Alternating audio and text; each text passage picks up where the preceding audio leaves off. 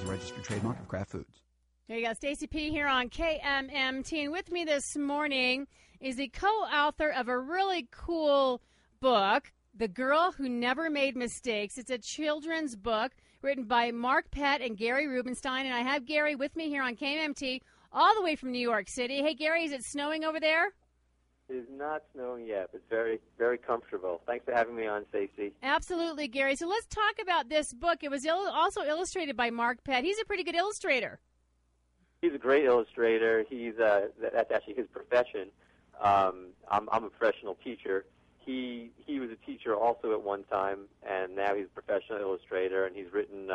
He actually had 2 syndicated comic strips, and his illustrations have that sort of nice feel to them. And he did a great job illustrating and also writing with me.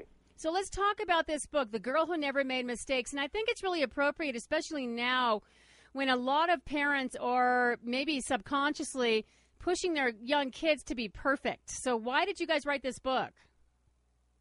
Yes, it's become really relevant, and we didn't even realize it as much until the reviews started coming in, and people talked about how the book is, a lot more relevant now than it might have been 20 years ago. When Mark and I were talking about ideas, he mentioned that when he was teaching kids how to draw, they were scared to make mistakes, and making mistakes was a really important part of doing a rough sketch of something. And if you fear that, you're not going to be able to accomplish anything. We talked a bit about the psychology, about how we feel like there's 2 ways that parents discourage kids from making mistakes, and one is from excessive correction when they do make mistakes. But the other one that's more subtle and more common is the excessive praise that we give kids when they do something, correct. And so there's sort of these 2 things, and we should praise kids when they do things correct, but when we don't praise them for trying and almost doing something good or for giving it a shot, we send that message in that other way. Yeah, absolutely. And I love here in this book, the character's name, her name is Beatrice. And how old is Beatrice? Beatrice in the book is 9 years old.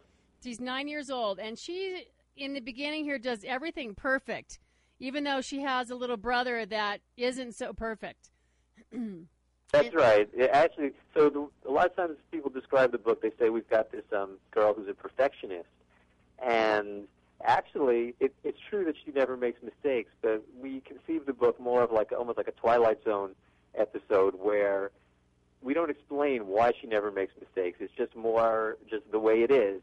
She just happens to have never made mistakes, and in this way, there's no sort of villain parent character who's driving her to it, and we like that. It doesn't sort of alienate the parents.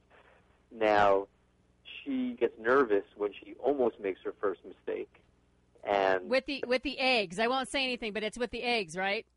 That's right. So okay. So that causes her to become so. But in the very beginning, she's not particularly worried about it or nervous about it. But then she develops the fear of making mistakes in the middle. She does have a brother named Carl, who is sort of the opposite of her. He already understands that making mistakes is fun and good, and he eats his he draws with his green beans and eats his crayons, and he serves as a nice sort of as sort of the opposite, if not maybe too far in the opposite direction. He does everything sort of the funny way, and then Beatrice will learn to be more like him.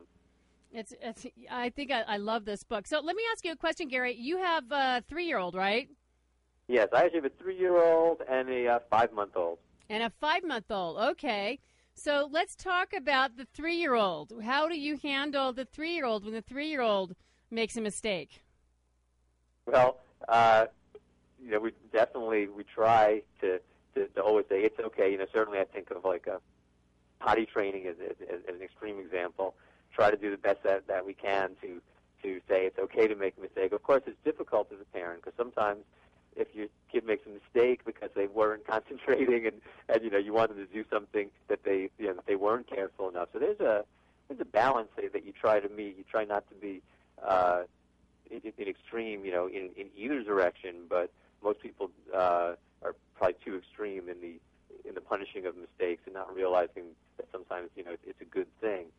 Now I know that in pushing kids, I try to let her pursue her own interests and not be like soccer dad, and to sort of force my child to do things that I think she should like to do. But something that happened when she was real little, I had an idea, since I'm a math teacher, that I would teach her how to do the Rubik's Cube. I thought this was a pretty good idea. I saw on the internet that some 2-year-old or 3-year-old did it, and that was a world's record. I thought, this would be fun. I'll teach her how to do it. I'll take all the stickers off of a Rubik's Cube, and I'll just put 2 stickers on it, and have her work on getting those 2 stickers together, and then every time she does it, reward her, stick another sticker on. Well, as you can imagine, this did not work. She was not developmentally ready for it, and she does not. We canceled the Rubik's Cube lessons long ago, and we're never going to break the world's record, and that's fine. So parents do have to realize they may have some of their own ideas of what their kid's going to be or do, but it's not worthwhile to push it. You could get a resentful kid. Yeah, that'd be kind of funny if, like, in a couple of years when she's 5 or 6, you come home one day from work and the Rubik's Cube is all put together and she's looking at you with her arms crossed in front of her. Yeah. And looks at you and go, "Are you happy now?" Yeah. One day, just to spite me, she makes that. I hope. I hope it doesn't backfire me. It seemed like a good idea. I felt, since I'm a math teacher, I was going to use my specialty of teaching, but definitely I learned a lot about child development by being a parent, and when they're not ready, it's not wise to push them too far. No, you're absolutely right. Actually, last night I started teaching my granddaughter. She's 2 years old. I started teaching her to play backgammon, and because I thought that'd be a really great way to get her to learn how to count. Mm-hmm. And she actually sat with me for 20 minutes throughout the whole game. She was more fascinated about being able to roll the dice, than anything else. But she actually sat there and moved the little things around, and I was really surprised that after 2 minutes she didn't get up, but she actually sat there and wanted to do it. So that might be a good way to get your daughter to learn how to count. Oh, yeah, we try to teach in a way that, find different opportunities to count things, how many meatballs are on this plate, things like that, instead of making it an official, "Hi, Sarah," it's lesson time, to try to make these lessons happen in a more sort of playful kind of way. And which is what I love about this book is that Beatrice, towards the end of the book, something happens which makes her realize that she's not perfect, and it has to do with a hamster and a water balloon, and I'm not going to give too much away. But she finally comes around to realizing that, it's okay not to be perfect. Yeah, this was the idea and the message, and we found there were not a lot of books. We definitely, when we came up with this idea, we thought, well, this probably has been written already, and we went out and searched and looked through and found that nobody had really done this story in just this way. But it's an important message, particularly for kids who want to do something creative, and that was, since Mark is an artist and a writer, and I'm a writer, we find that in producing the book, even, we have to be able to. You could get yourself paralyzed by fear.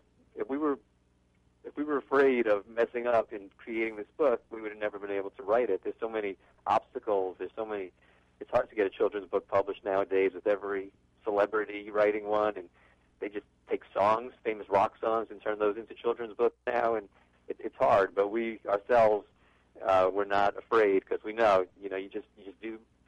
When I write a rough draft of something, I just write it. I don't care how bad it is, and that enables me to have something to work with. And the same thing with Mark and his drawing. So a big part of the message is creativity. If you want to do something creative, you'll never be able to do it without getting over that fear of making mistakes. And also, to any of your listeners who are thinking about writing, and parents say, I could write a children's book. Well, children's books, you can't, with all the e-books and the Kindles, you cannot sit down with a child with an e-book or a Kindle and have the beautiful illustrations like you have in this book. It's just not going to happen. So I hope you keep writing these kind of books, Gary, because it's a wonderful book.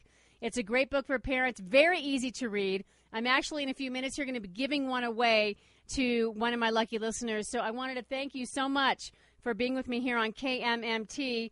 The book is called The Girl Who Never Made Mistakes.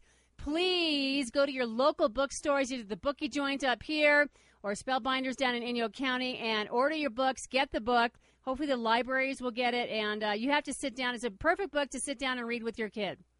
Well, thanks so much, Stacey. I really appreciate it. It was really fun to be on with you. All right, you too, Gary. Don't go away. We're going to be right back after this.